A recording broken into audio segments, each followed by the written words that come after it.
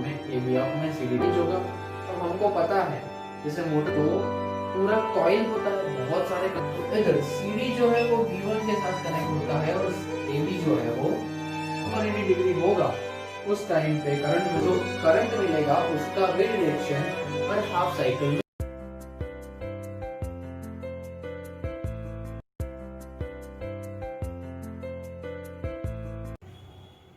Hello friends, welcome to the another video lecture of our chapter named Magnetic Effects of Electric Current. Okay, so in this video we are going to discuss about electric generator and we will study the components used in the construction, how the construction will be arranged, internal construction and how it works, okay, on which principle. ठीक है, तो इन चीजों के बारे में हम इस video में पढ़ने वाले हैं। So in today's video the electric generator, जैसे हमने इलेक्ट्रिक मोटर पढ़ा था, ये बस उसका थोड़ा बड़ा भाई है। ओके, ये छोटा भाई है इन शॉर्ट। क्यों ऐसा?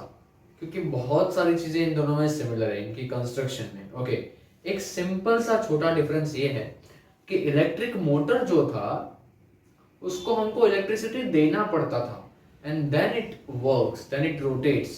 मतलब वो इलेक्ट्रिसिटी इलेक्ट्रिकल एनर्जी को मैकेनिकल एनर्जी में कन्वर्ट करता था। इलेक्ट्रिक मोटर इलेक्ट्रिकल एनर्जी को मैकेनिकल एनर्जी में कन्वर्ट करता था। बट इधर क्या है, इलेक्ट्रिक जनरेटर जो है वो मैकेनिकल एनर्जी को इलेक्ट्रिकल एनर्जी में कन्वर्ट करता है। मतलब इलेक्ट्रिसिटी दो और कोई चीज घूमती है, ये तो समझ आया था। पर अगर आप किसी चीज को घुमाओ तो इलेक्ट्रिसिटी मिलेगा। बहुत ही फायदे वाली बात है ये तो करना चाहिए। ठीक है, तो इलेक्ट्रिक जनरेटर, ठीक, उसके लिए कंपोनेंट्स हम देखें तो परमानेंट मैग्नेट चाहिए, ब्रशेस, रिंग्स चाहिए, एक्सेल चाहिए, एक कंडक्टिंग वायर चाहिए और गैल्वेनोमीटर चाहिए। इतनी चीजें हमको पता है। ये क्या होता है वो भी हमको पता है।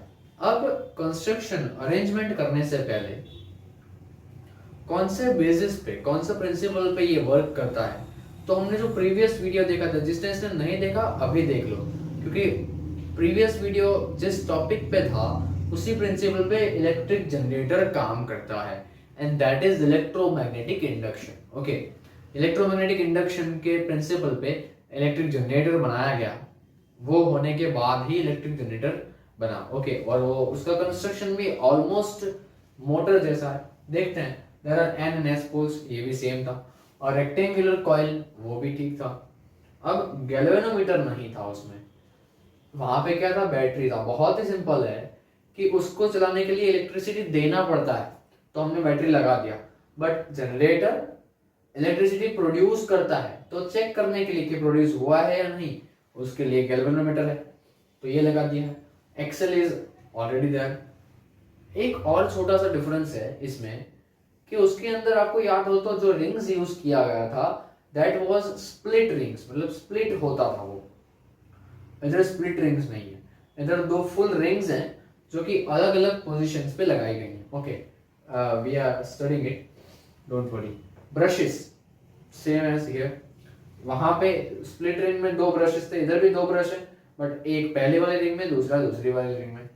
किया क्या गया है कि एक्सेल के ऊपर एक रिंग इधर है, दूसरा इधर है। First is R1 and the R2। Okay, R1 का एक ब्रश इधर है, दैट इज B1, R2 का है B2, और B1 के साथ कनेक्ट किया गया है गैल्वेनोमीटर का एक terminal and the second terminal is connected with B2।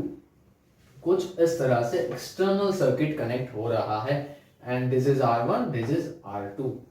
ये हो गया पाथ हमारा ABCD। ठीक है, अब और कंस्ट्रक्शन में इंपॉर्टेंट बात एक ये है जो कि मोटर से डिफरेंट है। ओके, एक तो हमने दो रिंग्स अलग अलग है वो देख लिया। अब दूसरा और कुछ डिफरेंट है, वो क्या है कि ये जो एक्सेल है और ये जो रिंग्स है R1 and R2, the rings R1 and R2 are internally connected with axle. Okay, are internally connected with axle. Let me write it. R1 and R2 are internally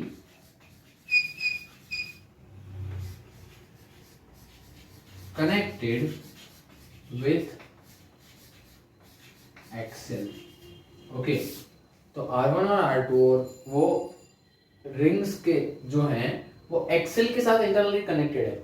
और इधर क्या किया जाता है, अब आपको पता है इलेक्ट्रोमैग्नेटिक इंडक्शन में क्या था कि एक कॉइल को स्टेडी रख के दूसरी कॉइल को मूव करना था, या तो एक कॉइल स्टेडी रख के मैग्नेट को नजदीक दूर ले जाते थे। In short what we have to do, we have to change the magnetic field, change the amount of magnetic field in another coil.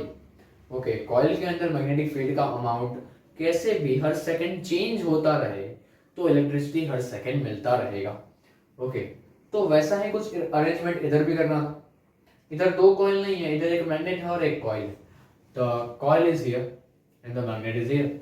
Magnet है तो उसका मैग्नेटिक फील्ड होगा, तो ये मैग्नेट है और मैग्नेट का मैग्नेटिक फील्ड दो N और S के बीच में होगा ऑब्वियसली, ये तो सिंपल सा बात है।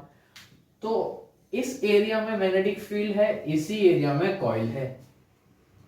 तो सर हम चेंज कैसे करेंगे, बहुत सिंपल है कि अभी कॉइल इस पोजीशन में है, ठीक है, मैग्नेटिक फील्ड है उसके परपेंडिकुलर है, जैसे हमको पहले ही बता गया है कि हमको मैग्नेटिक फील्ड के परपेंडिकुलर में कॉइल को रखना है।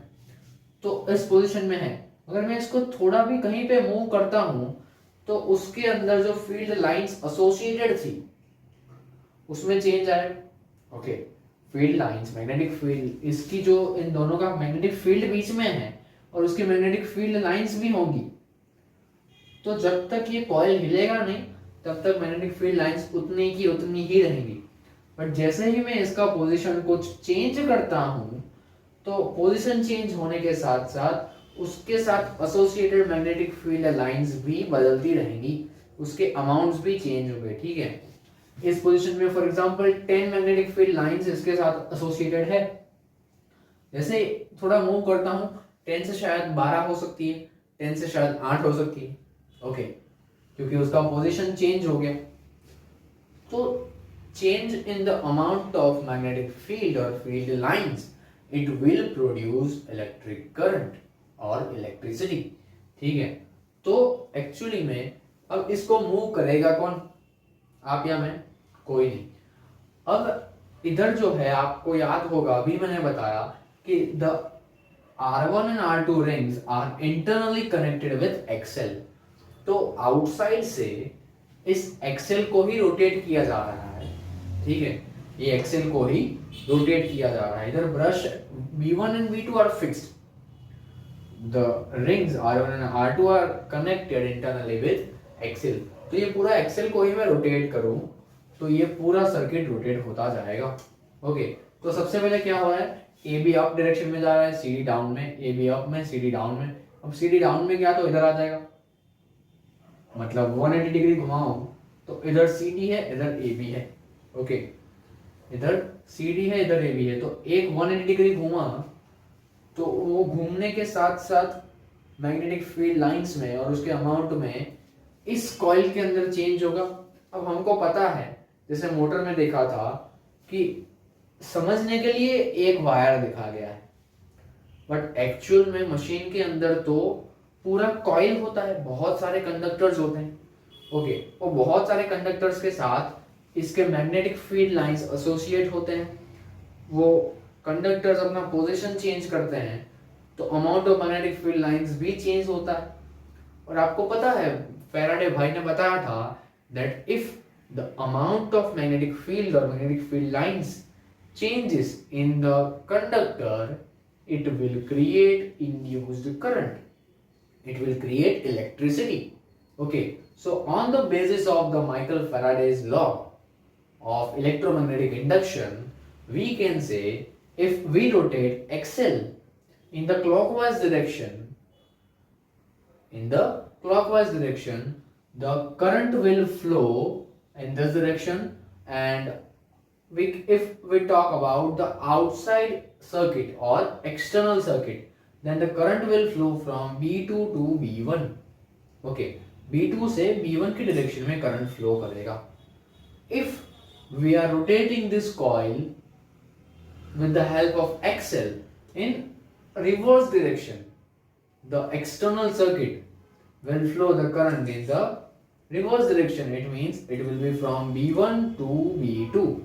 ओके, तो बहुत सिंपल कंस्ट्रक्शन है इसका, और करंट भी बहुत सिंपल तरीके से फ्लो हो रहा है। आपको पता है कि आपको सिर्फ ये कॉइल को रोटेट करना है, करंट विल फ्लो। ठीक है, अब समझो बहुत सिंपल क्या है कि AB टू CD गया, 180 डिग्री घुमा एक बार। ओके, 180 डिग्री घुमा, करंट का डायरेक्शन अभी AB में ये है, CD में रिवर्स था। अब जब CD इधर आ जाएगा तो CD में ये होगा, AB में ये हो जाएगा। ओके, मतलब एक बार 180 डिग्री घूमेगा, current will be from B1 B2 to B1। अब CD इधर आ गया, AB इधर आ गया, तो वापस से करंट उल्टा घूमेगा, तो दूसरी हाफ साइकिल जो है उसमें B1 टू B2 जाएगा। ओके, मैं फिर से समझा रहा हूं, यही चीज ध्यान रखना। सबसे पहले क्या हो रहा है, A to B and C to D current flow हो रहा है। ओके, क्योंकि हम इसको एक डायरेक्शन में घुमा रहे हैं, तो 180 डिग्री घूम रहा है, तो 180 डिग्री घुमा, उसके कारण A टू B में फ्लो हुआ, C टू D में हुआ। अब 180 डिग्री के कारण बाद में क्या हुआ, CD इधर आ जाएगा, AB इधर आ जाएगा। ओके, CD इधर आ जाएगा, AB इधर आ जाएगा, तो दूसरा कॉइल कुछ ऐसे बनेगा, DCBA। ओके, अब जो है करंट कुछ ऐसे फ्लो कर रहा है। अब आप ध्यान से देखो, जब ये कॉइल अपना 180 डिग्री चेंज करता है तो इधर भी कुछ चेंज होता है क्या। पहले ये AB था वो B1 के साथ कनेक्टेड था और CD था वो B2 के साथ, बट जब ये सर्किट 180 डिग्री घूम के कुछ ये होता है तो इधर CD जो है वो B1 के साथ कनेक्ट होता है और AB जो है वो B2 के साथ होता है। ओके, तो B1 और B2 अगेन, तो उसके कारण ये 180 डिग्री चेंज होने के कारण जब दूसरा 180 डिग्री होगा उस टाइम पे current will flow from B1 to B2। पहले वाले में B2 to B1, B1 to B2, B2 to B1, मतलब हर एक हाफ साइकिल में करंट अपनी डायरेक्शन चेंज करेगा, अल्टरनेटली चेंज करेगा। पहले B2 टू B1 जाएगा, सेकंड हाफ साइकिल में B1 to B2, B2 to B1, B1 to B2। और ये गैल्वेनोमीटर जो है एक बार प्लस दिखाएगा, दूसरी बार माइनस, एक बार प्लस दूसरी बार माइनस। ओके, तो ये प्लस माइनस इंडिकेट क्या करता है कि there is electricity but it is in alternating nature, वो हर हाफ साइकिल में चेंज हो रहा है। ओके, तो जो करंट मिलेगा उसका भी डायरेक्शन हर हाफ साइकिल में चेंज होगा। हर 180 डिग्री, ये 180 डिग्री घूम रहा है उस टाइम पे एक डायरेक्शन में है, दूसरा 180 डिग्री घुमा दूसरी डायरेक्शन में। ठीक है, वो प्लस माइनस ऐसे चेंज होता रहेगा। Plus and minus signs are indicating just directions, not the values. Okay, so ये इंड्यूस्ड करंट जो कि अल्टरनेटिंग नेचर का है उसको हम बोल सकते हैं क्या, अल्टरनेटिंग करंट, और we can say AC। Okay, AC generally एक मैंने बहुत बार नोटिस किया है, हमारे जो टेक्स्ट बुक्स हैं उसके अंदर ऐसा होता है AC करंट। अरे भाई, AC का फुल फॉर्म ही अल्टरनेटिंग करंट है, तो AC के बाद वापस करंट लिखने की जरूरत नहीं है। ओके, तो जब भी हम बोलते भी हैं इस चीज का ध्यान रखना है that AC itself is alternating current, so we don't use the word AC current और DC current। ठीक है, तो कुछ इस हिसाब से अगर हम वर्किंग कंडीशंस देखें, मैंने कंस्ट्रक्शन और वर्किंग दोनों समझा दिया। अगर ये कंस्ट्रक्शन में आपको अल्टरनेटिंग करंट और इंड्यूस्ड करंट जो है वो अल्टरनेटिंग नेचर का मिल रहा है, then you can name this generator as AC generator. ये AC एयर कंडीशनर वाला नहीं है, AC means alternating current generator. तो ये जनरेटर जो है वो अल्टरनेटिंग करंट प्रोड्यूस करता है, that's why we can say it as alternating current generator. अब सर DC जनरेटर बनाना हो तो बहुत सिंपल है, एक ही चीज याद रखनी है।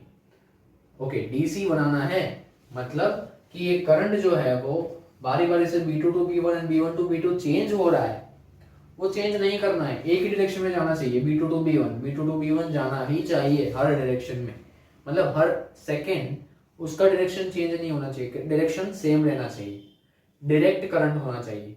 तो क्या करना है, बहुत सिंपल है, ये जो R1 और R2 आपने अलग अलग रिंग्स यूज की है उसके बजाय you should use split rings. Okay, आप क्या स्प्लिट रिंग्स अगर यूज करते हो, it will work as DC generator.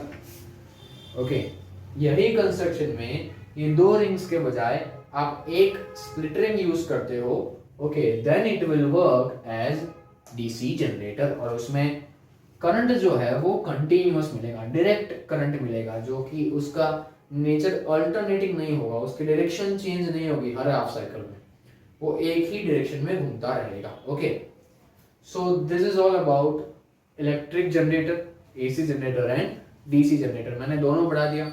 अब आपको ध्यान एक चीज का रखना है कि इफ एग्जाम में पूछा जाता है electric generator, you can draw this diagram and write the whole theory as I explain. Okay, but exam में स्पेसिफिक किया जाता है कि write a note, write a short note और the full mark question, okay, 5 mark question और 4 mark question for DC generator. तो गलती नहीं करनी है, दो रिंग्स के बजाय आपको सिर्फ स्प्लिट रिंग ड्रॉ करना है। ठीक है, क्या करना है, स्प्लिट रिंग ड्रॉ करना है। मतलब अगर आपको समझ नहीं आता, go for the electric Motors diagram, motor का जो डायग्राम है उसमें सिर्फ नीचे वाला सर्किट चेंज करोगे, बैटरी और की के बजाय गैल्वेनोमीटर लगा दो, तो आपका डायग्राम बन जाएगा डीसी जनरेटर का।